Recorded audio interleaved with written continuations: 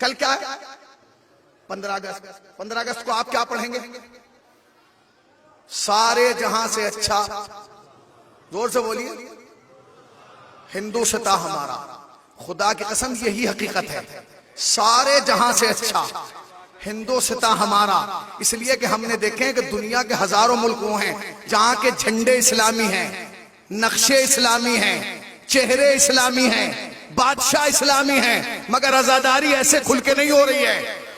मगर यहां का महात्मा गांधी भी ये कहता हुआ नजर आता है कि अगर मैंने दरसे इनकलाब लिया तो हुसैन से लिया, हुसैन से लिया। हुसैन का एक खास रिश्ता है हिंदुस्तान से। जब इमाम हुसैन मदीने से निकले हैं, मक्के पहुंचे, और मक्के से जब निकल रहे हैं तो अब रोक दिया गया। अब जब इमाम हुसैन को रोका तो इमाम हुसैन ने कहा कि तुम मुझे अगर अरब की धरती पर रहने नहीं देना चाहते तो मुझे इजाजत दे दो, मैं हिंदुस्तान चला जाऊंगा। ये रिवायत है, ये रिवायत है, आपने सुनी है बचपन से। हिंदुस्तान क्यों भाई? इमाम हुसैन ये नहीं कह सकते थे मुझे चीन जाने दो? कह सकते थे, जापान जाने दो, अमेरिका जाने दो, यूरोप जाने दो। यही क्यों कहा? ये एक सवाल ऐसा था जो मुझसे मुंबई में एक हुसैनी ब्राह्मण ने किया कि हुसैनी साहब आप ये बताइए कि हुसैन तो मालिक कायनात थे, जानशीन रसूल थे, दुनिया में जहां चाहते चले जाते, आखिर उन्होंने हिंदुस्तान ही आने का क्यों जिक्र किया? अच्छा, वो दत्त फैमिली से, मशहूर फैमिली है वो, मैं यहां से नाम नहीं लेना चाहता, अभी नाम लूंगा सब कहेंगे कि जो उनका नाम मिंबर से ले दिया। मगर अच्छी बात किसी ने भी कही हो वो बयान करनी चाहिए। तो उन्होंने मुझसे पूछा कि मौलाना आखिर ये बताइए कि ये इमाम हुसैन ने हिंदुस्तान ही आने का प्रोग्राम क्यों बनाया? मैंने कहा भाई मुझे नहीं पता, आप बताइए। कहेंगे नहीं नहीं, मैंने कहा नहीं मुझे नहीं पता, मैंने नहीं पढ़ा तारीख में। तो उन्होंने मुझे एक बात बताई, कहेंगे सुनिए, जो ईरान का बादशाह था वो पारसी था, उसकी 2 बेटियां थी, एक बड़ी एक छोटी। बड़ी का नाम था मेहरबानो, छोटी का नाम था शहरबानो। तो वो जो मेहरबानो थी उसकी शादी हिंदुस्तान में एक बादशाह से हुई जिसका नाम था चंद्रगुप्त। उसकी शादी कहां हुई? हिंदुस्तान में चंद्रगुप्त से, बादशाह से। और वो जो छोटी बहन थी उसकी शादी हुई इमाम हुसैन से जिसका नाम था शहरबानो। और किया आपने? कितना पुराना रिश्ता है हिंदुस्तान का और हुसैन का, देखा आपने कितना पुराना रिश्ता है। हो गई शादी। जब इमाम हुसैन को मदीने से निकलना पड़ा तो इमाम हुसैन ने बहुत सारे लोगों के लिए खत लिखे। हमने तो एक ही खत सुनाया ना कल जनाब हबीब का। सारे खत मौला इमाम हुसैन ने खुद लिखे, मगर एक खत सैयद सज्जाद ने लिखा। वो किसको लिखा? वो चंद्रगुप्त के बेटे के नाम लिखा। वो कौन था? वो जनाबे, क्या हुआ भाई, क्योंकि जनाबे सैयद सज्जाद हैं शहरबानों के बेटे। अब जो मेहरबानों का बेटा होगा वो आपस में क्या होगा? भाई हो गए हैं? क्या हुए भाई? तो उन्होंने उसके नाम, जो तारीख में उन्होंने नाम बताया, जो मेरे जहन में शायद समंदरगुप्त कुछ करके ऐसा नाम है, हाँ समंदरगुप्त नाम से उसको याद किया गया, खत लिखा गया। वो उस वक्त यहाँ बादशाह था। तो इमाम सज्जाद ने उसे लिखा कि हम मदीना निकल छोड़ के इराक की तरफ जा रहे हैं और शायद मुश्किल है अब हमारा वापस आना, लिहाजा हमारी मदद के लिए तुम चले आओ। तो उसने फौरन यहां से एक लश्कर तैयार किया और तैयार करने के लिए इराक रवाना कर दिया।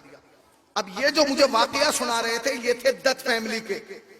उन्होंने जो पूरा वाकया सुनाया उसकी वजह क्या थी वो सुन लीजिए। वो कहने लगे कि वो खुद तो गया नहीं, उन्होंने एक काफिला बना के, एक लश्कर बना के वहां भेजा। जिस इंसान को उस लश्कर का सरदार बनाया उसका नाम था राहिब दत्त। उसका नाम क्या था? राहिब दत्त। वो वहां जब पहुंचे, जिस वक्त कूफे में पहुंचे, उस वक्त इमाम हुसैन शहीद हो चुके थे। अब जब इमाम हुसैन शहीद हो चुके, ये गैरतदार कौम थी जो दत्त थी, इन्हें पता चला कि इमाम हुसैन शहीद हो गए, तो उन्होंने कहा हमारे तो आने का कोई फायदा नहीं, इसलिए कि जिसे हम बचाने आए वही खत्म हो गया। तो इन्होंने अपनी तलवारें निकाली और अपनी गर्दनों पर रख ली। कब हमें जीने का कोई हक नहीं है। तो किसी ने इनसे कहा कि रुक जाओ, अभी इतनी जल्दी ना करो, अभी एक कैद में है जो हुसैन का इंतकाम लेगा।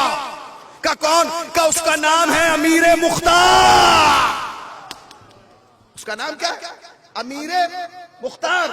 जब जनाब मुख्तार रिहा हुए और जनाब मुख्तार ने इमाम हुसैन के कत्ल का इंतकाम लिया, तो ये 10 ब्राह्मण जो थे, ये जो काफिला यहां से गया था, इन्होंने उनके साथ मिलके इमाम हुसैन के कातिलों से बदला लिया। कितना पुराना रिश्ता हो गया, कितना पुराना रिश्ता हुआ, आज का रिश्ता है।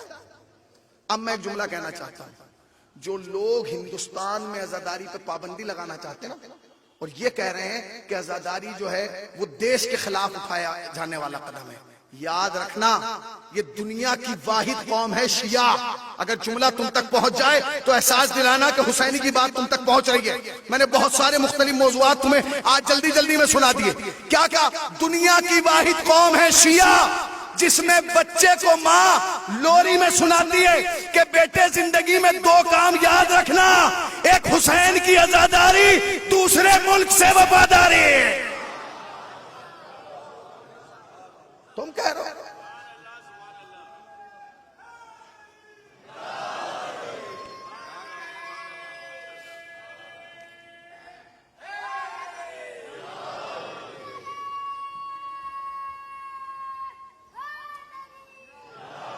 हिंदुस्तान दुनिया का वो, दुनिया में आप कहीं भी जाएंगे आपको आजादारी करते हुए सिर्फ शिया नजर आएंगे, ज्यादा से ज्यादा हमारे बरादरान अहले सुन्नत। मगर हिंदुस्तान, पाकिस्तान और बांग्लादेश तो मैं खुद देख रहा हूं, ऐसा मुल्क है कि जहां मजलिसों में बरादरान हिंदू भी तशरीफ लाते हैं। और जितने इमाम बारगाह हिंदुस्तान में है, खुदा की कसम कहीं नहीं है। आप चले जाइए, चले जाइए। आज मैंने एक ऐसे ही देख रहा था हिंदुस्तान के हवाले से, तो एक कलाम मुझे मिला, मैं चाहता हूं वो भी आपको सुना दूं। एक सलावात पढ़े पर मोहम्मद वाले मोहम्मद।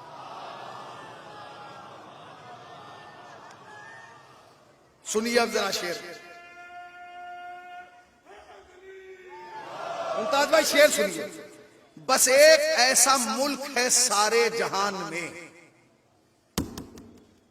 बस एक ऐसा मुल्क है सारे जहान में जिसकी सना मिलेगी हमें हर जबान में।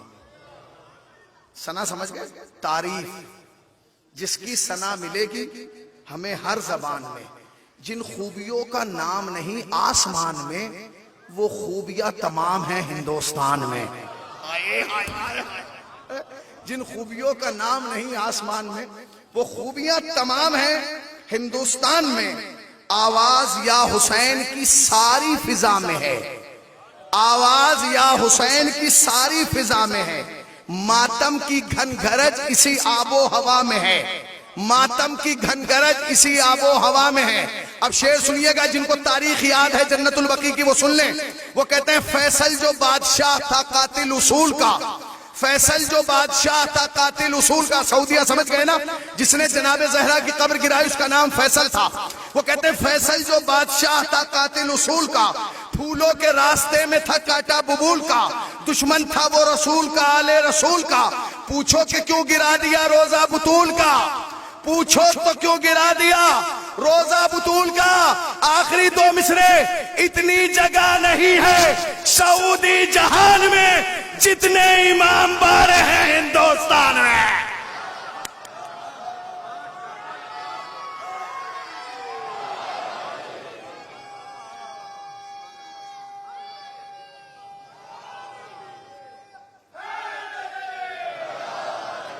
इतनी जगह नहीं है सऊदी जहान में जितने इमाम बाड़े हैं।